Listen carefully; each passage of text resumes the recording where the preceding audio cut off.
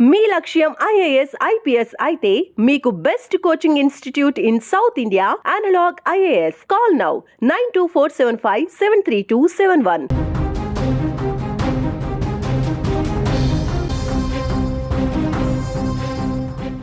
వేసవి తాపంతో అల్లాడుతున్న తెలుగు ప్రజలకు వాతావరణ శాఖ ఒక అద్భుతమైన శుభవార్తను అందించింది. ఎప్పుడెప్పుడా అని కళ్ళు కాయలు కాచేలా ఎదురు చూస్తున్న నైరుతి రుతుపవనాలు తెలుగు రాష్ట్రాల గడపను తాకాయి. చిరుజల్లుల రాకతో వాతావరణం ఒక్కసారిగా చల్లబడింది. మండుతున్న ఎండల నుంచి ప్రజలకు ఊరట లభిస్తోంది.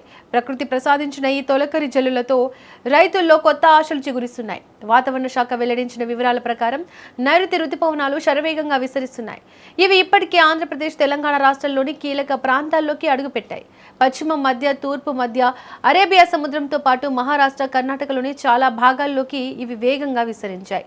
వానాకాలం ఆరంభం కావడంతో వ్యవసాయ పనులు ఊపందుకున్నాయి. ఖరీఫ్ సాగు కోసం సిద్ధమవుతున్న అన్నదాతలు ఈ వర్షాలను ఒక శుభ సూచికగా భావిస్తున్నారు. రాబోయే 2 నుంచి 3 రోజుల్లో వాతావరణం మరింత చల్లబడనుంది. వానల తీవ్రత క్రమంగా పెరిగే సూచనలు కనిపిస్తున్నాయి.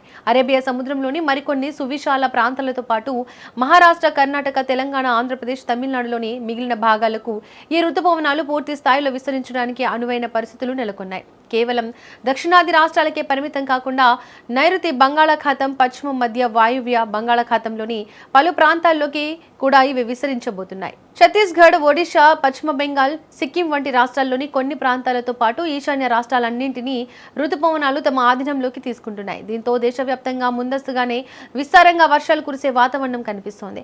గత కొన్ని వారాలుగా భానుడి భగభగలకు ఉక్కిరి బిక్కిరి అయిన తెలుగు ప్రజలు ఇప్పుడు వాతావరణ మార్పులను చూసి సంతోషం వ్యక్తం చేస్తున్నారు.